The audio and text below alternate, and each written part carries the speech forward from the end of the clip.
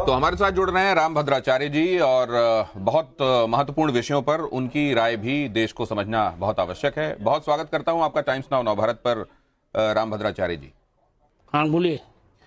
सबसे पहले तो ये कि 22 तारीख के उस बयान की बड़ी चर्चा है और उस पर आपके रिएक्शन की भी बड़ी चर्चा है, जहां मोहन भागवत ये कह रहे हैं कि धर्म का बड़ा महत्व है जीवन में, लेकिन धर्म अगर गलत उसकी शिक्षा हो जाए या अधूरी शिक्षा हो जाए तो उसके बड़े गंभीर परिणाम हैं। और आपके उस बयान की चर्चा हो रही है जिसमें आपने ये कहा है कि अनुशासन देने का काम आचार्यों का होता है, वो मोहन भागवत का काम नहीं है। आचार्यों का होता है, उनका नहीं। भागवत का काम नहीं। पहली बात मैं ये कहना चाहूंगा कि मोहन भागवत को ये कैसे पता चला कि धर्म की गलत शिक्षा दी जा रही है? कितनी स्मृतियां मोहन भागवत में पढ़ी हैं? ये हमारा कार्य है। हम जगत गुरु हैं। ऋग्वेद से लेकर हनुमान चालीसा तक 1.5 लाख प्रश्न मुझको कंठस्थ हैं। जहां धर्म की गलत शिक्षा दी जाएगी वहां मैं रोकूंगा लोगों को। ये हिंदू जनता को विश्वास कर लेना चाहिए।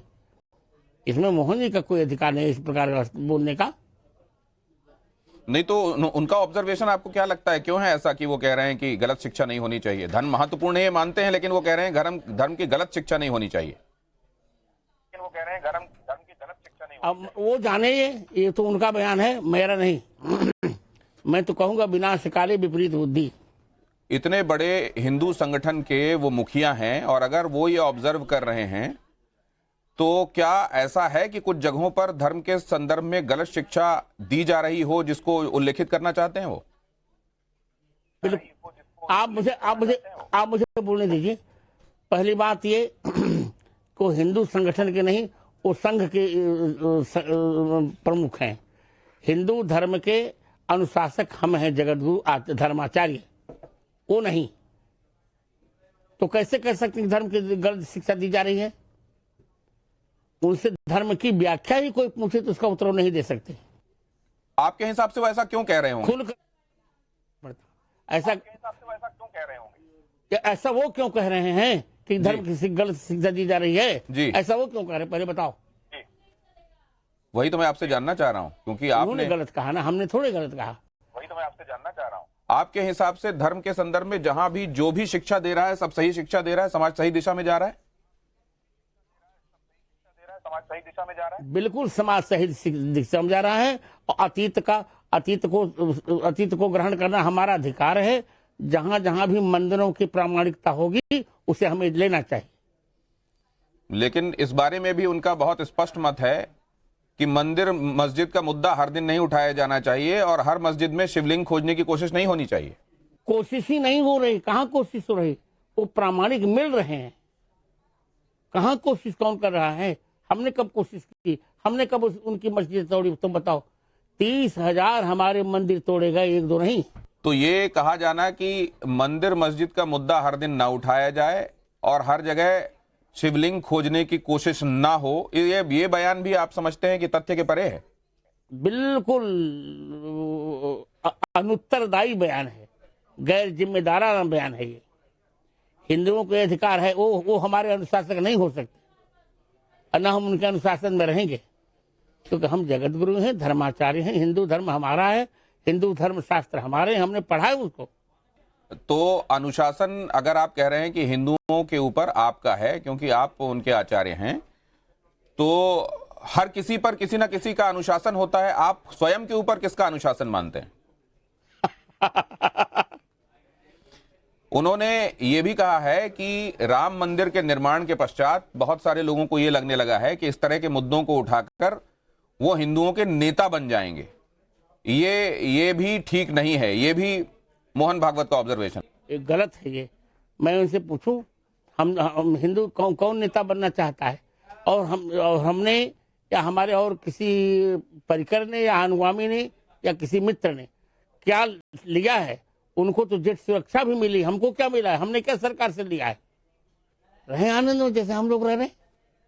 ऐसे वाक्य उनको नहीं बोलने चाहिए। मेरे मित्र रहे हैं वो ऐसे। एक गैर जिम्मेदाराना बयान है ये।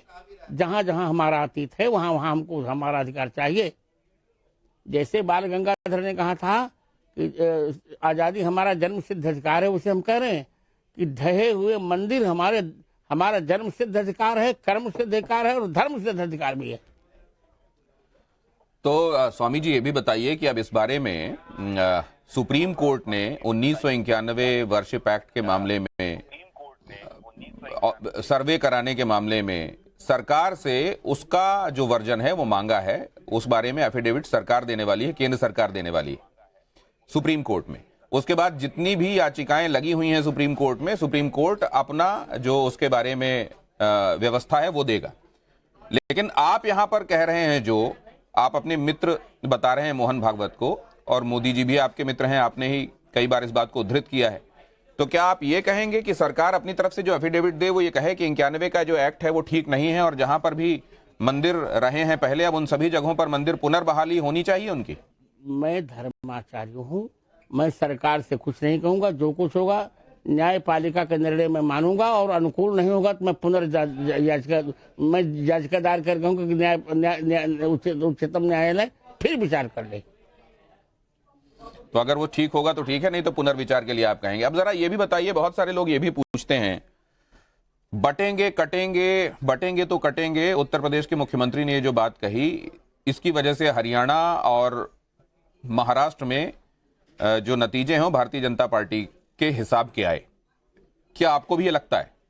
बहुत प्रासंगिक है। थैंक यू, नमो राघव भाई। एक बात और समझना चाहता हूं मैं आपसे, थोड़ी देर और बात कर लें, बड़ी प्रतीक्षा रहती है आपसे बातचीत की हमको, कि आप जब ये कह रहे हैं कि बटेंगे तो कटेंगे बहुत प्रासंगिक है, तब ऐसे में आप कई बार ब्राह्मणों में भी ये बता देते हैं कि ये ब्राह्मण श्रेष्ठ हैं और ये वाले ब्राह्मण जो हैं वो श्रेष्ठ नहीं हैं। अगर समाज में एकता चाहिए तो क्या इस तरह की सोच को अब किनारे रखना पड़ेगा? ऐसा मैंने कभी नहीं कहा कि ब्राह्मण ये श्रेष्ठ। मैंने कहा कि जो विद्यार्थियों से धन लेकर पढ़ाता है उसको हमने निकृष्ट माना। हम विद्यार्थियों को पढ़ाते पर एक पैसा ले धन लेकर नहीं पढ़ाते, ये हमने कहा। हमारे यहाँ धन की व्यवस्था नहीं, जो धन लेके विद्यार्थियों को पढ़ाता है वो चाहे कितना भी हो वो अच्छा नहीं। हमारे वाक्य को लोगों ने समझा नहीं। चलिए, ये स्पष्टीकरण आपकी तरफ से अब उनको समझने में मदद करेगा। एक और बात की, जब हम ये देखते हैं कि सनातन धर्म में भी शैव, शाक्त, वैष्णव, फिर वैष्णव में भी अलग अलग हम शाखाएं देखते हैं, रामानंदाचार्य, रामानुजाचार्य, उसमें भी अलग अलग तरीके से अपने आप को श्रेष्ठ मानने की सबके पास वजहें हैं। ऐसे में वो जो एकता है वो आपको कितनी आभासी लगती है और कितनी वास्तविक लगती है, जिसकी परिकल्पना हम करते हैं कि समाज में होनी चाहिए? आप मेरी बात सुनिए, आप मुझे गौतम जी आप पहले बोलने दीजिए मुझे, आप प्रश्न करें तो आप पहले मेरा उत्तर भी सुनिए। ऐसा है, रुचि नाम वैचित्र्या द्रिज कुटिल नाना पथ जुषाम नृणाम एको गम्य तमस्य पैसाम अरुणव।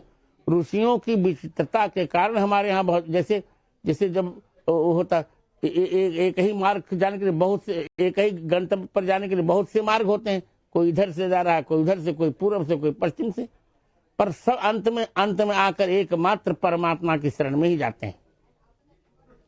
तो फिर ये अगर हिंदू सनातन धर्म के विषय में लागू है कि अलग अलग शाखाओं से होकर रास्ता जो है एक ही मंजिल तक पहुंच रहा है, तो दुनिया में ऐसा मानने वाले भी लोग हैं कि अलग अलग धर्मों में भी असल में जो रास्ता तय किया जाता है वो अलग हो सकता है, लेकिन मंजिल वही है, ईश्वर। मेरी बात सुनिए, गंतव्य वही है, पर हमारे यहाँ किसी को ताड़ित करके अपने धर्म की स्थापना की बात नहीं कही गई। अरे उनके खून में है, उनके कुरान में लिखा है कि जो मूर्ति पूजक हो उसको मार डालो। 33 बार उनके कुरान में सब लिखा गया। हमने तो कभी नहीं कहा, हमने तो कहा कि क्या कहते हैं, वसुधैव कुटुंबकम।